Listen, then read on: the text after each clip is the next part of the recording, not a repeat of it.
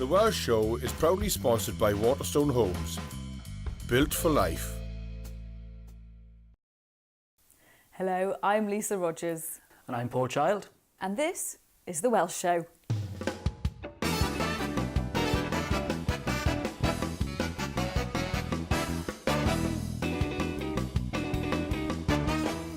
On tonight's show, Swansea singer Laura Jayne will be chatting about her new album.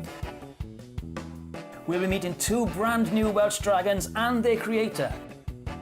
And with us in the studio, it's Mr. Go Compare himself, Wyn Evans. Hello and welcome to The Welsh Show. Now, before we start, Lisa, I've got a very special present for you. Oh, I'm worried when you say that. As you know, last week I went to see Captain Wynee. He was very upset that you weren't there to see him. Okay. But he's asked me to give you a very special present. This is for you to cherish and keep. It's your very own Captain Wynee. How about that? It's all I've ever wanted in life. I can now die happy. Thank you, Captain Wynee. Captain Wynee. Now then, we have got a special guest this evening because, of course, Wales are back on track and we've brought George North with us on The Welsh Show. Thank you, George, for the try last weekend. Yeah, it was less wooden, obviously, last weekend than... No, I'm joking. I love George North. Not as much as I love George North's dad. George North's dad, of course. I mean, the thing I love about that, I just can't imagine any other rugby dad doing that. An Irish rugby dad might do it, but you'd never get an English rugby dad. You'd never see Chris Ashton's father running on to Twickers, would you? No, I have to admit, I sent George a message and said, is your dad all right? Has he been arrested or anything? He said, no, he's fine. Then he puts, what a lemon. What a lemon. No, he's fantastic. It's the ultimate embarrassing parent thing to do, because he's only, 20? But it typifies us as a nation, though. It typifies us about how we feel about the rugby and how we feel about, it's just absolutely... I think George North's dad should have his own fan club. Completely. I was happy to start that fan club. Totally. Now then, speaking of rugby, our first guest was best known for his response to the New Zealand hacker a few years ago when he walked onto the pitch waving a flag and singing Bread of Heaven. That's right, but nowadays he's better known as somebody who sells us car insurance. Love him or hate him. It is, of course, Wyn Evans. And we love him. We do love him. Thank you. Do you know, I've got to tell you, you said selling car insurance. It's just reminded me of being up in Llangollen at the Eisteddfod. And a woman came up to me, and this is true, right? And she said, you're him, aren't you? Right? And I went, well, it depends who he is, you know. If it's Fred West, no. And she said, you're the bloke for this insurance, sells insurance. And I said, well, I don't really sell insurance. What I do is I just advertise it. And she said, no, you sell it. I know you sell it because I've seen you.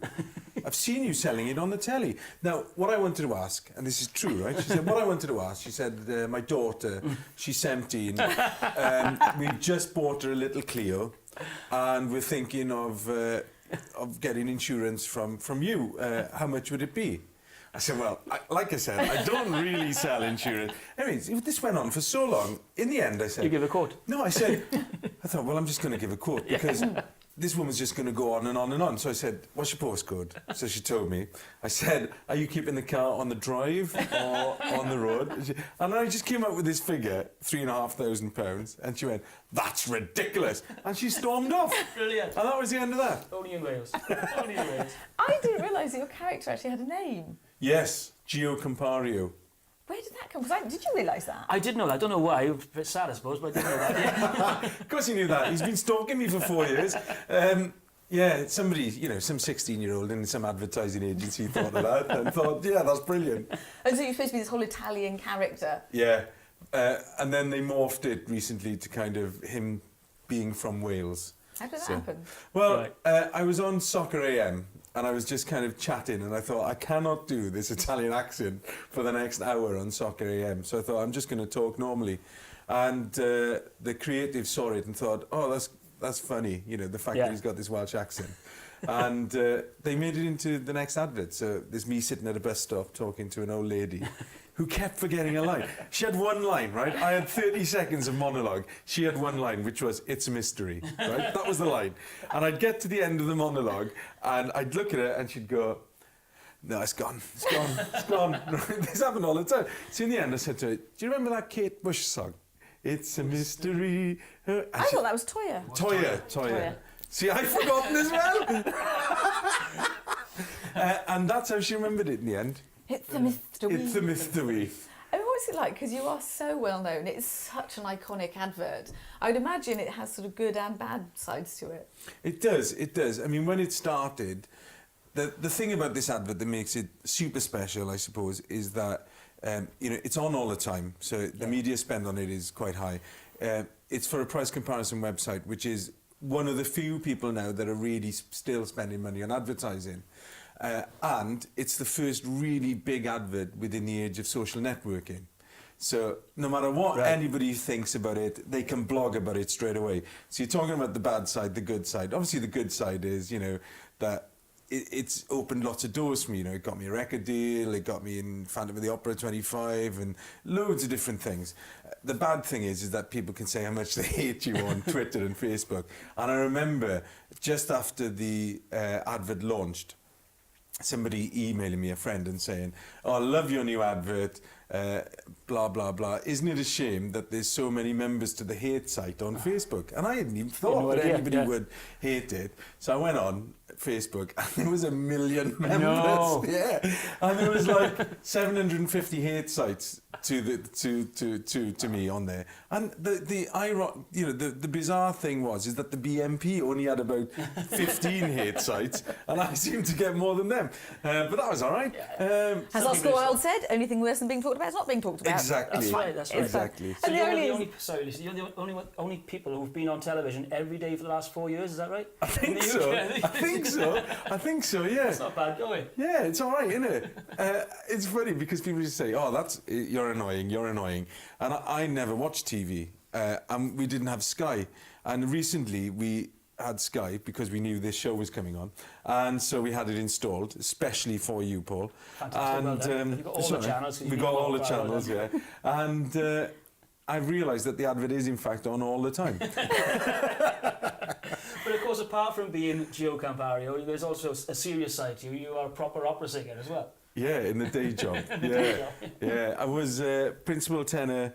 I started my career at Scottish Opera as the principal tenor there, and then moved to Welsh National Opera for 8 years. I was the principal tenor there, and then left there. Now I'm kind of working all over the place, and like I'm doing a lot of principal jobs at the Royal Opera House at Covent Garden and at the French National Opera in Paris and in America. So yeah, that is the serious side of the job, if you can call it serious, like putting a costume on and prancing around the stage for an hour. It beats working for a living. It does, doesn't it? Should we have a look at Wynee in action? Yes, let's I think do we've got that. a clip. Come, let's have a look.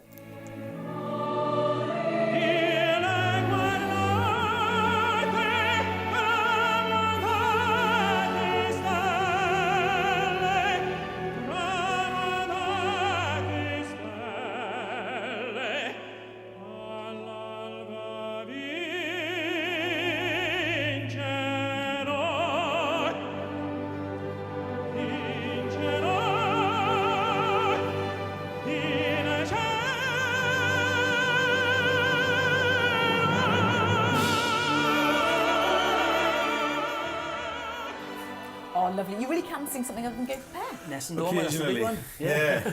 The as people say, do you know that aria from the Opera La World Cup 1990? Yeah, the Pavarotti one. Can you do Pavarotti? It is the one everyone knows. Are you still Sheridan Gymraeg? Because that's where we first met, of course. Yes, I am. Yeah, since we met on a Welsh television programme called Cariad at Iaith, where we live together, if that's not too strong a way of saying it. We're pretty close. Yeah, in these kind of geodesic domes or whatever they're Posh called. tents. Yeah. Oh, right. Yeah. And they really were quite nice. Anyway, we kind of immersed ourselves in the language for a week, and since it came out, because my children are going to Welsh school, it was important for me to try and continue.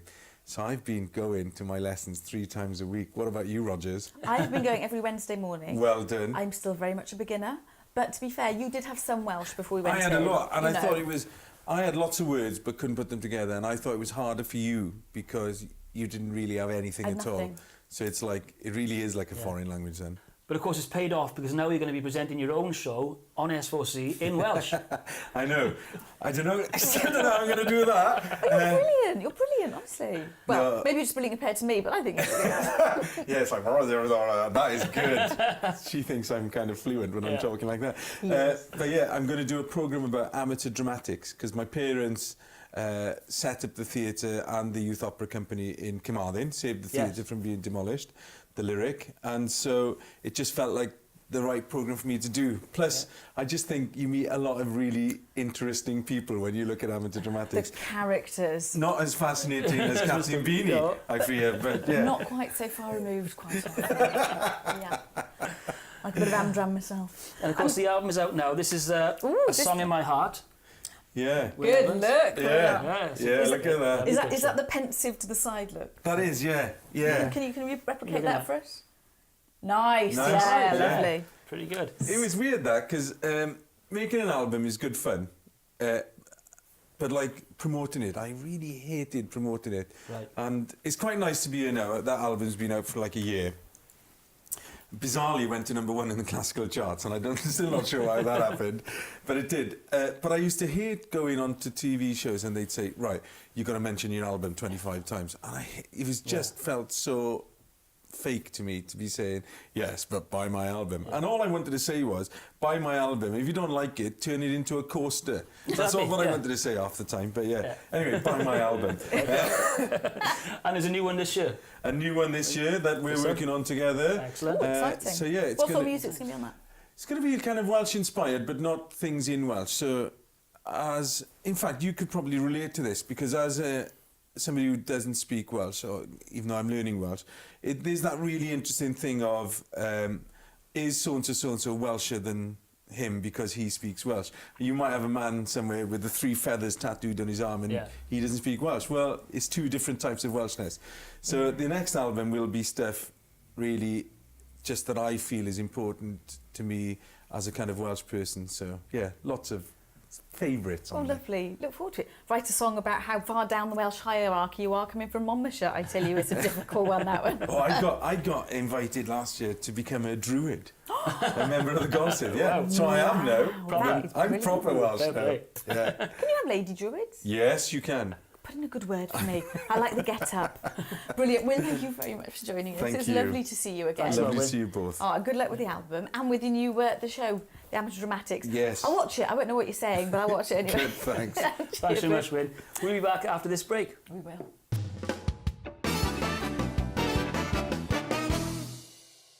The Welsh Show is proudly sponsored by Waterstone Homes, built for life. The Welsh Show would like to hear from you. It's your show, so why not get in touch and tell us what you think? And let us know what you'd like to see on the show in the future. You can contact us via email on info@thewelshshow.tv, and for regular updates on guests and show dates, follow us on Twitter @The Welsh Show and find us on Facebook, or visit thewelshshow.tv. Darren Gough. The English cricketer. Shwmai? Shwmai, Darren. You do know this is for Collier's powerful Welsh cheddar? Dim problem. Are you familiar with Collier's? Familiar? Oh, I love Collier's. It hits me for 6. It's the powerful taste of Wales. Collier's, a powerful taste of Wales. Buongiorno, my name is Giovanni Malacrino, owner of Giovanni's Restaurant. For the last 30 years, we've cooked for famous celebrities and some fantastic customers. Nel blu, dipinto di blu, felice di stare lassù. Nel blu, dipinto di blu. Max, It's dangerous, you know. no fire. Felice di stare lassù. And Max, I'm singing without you.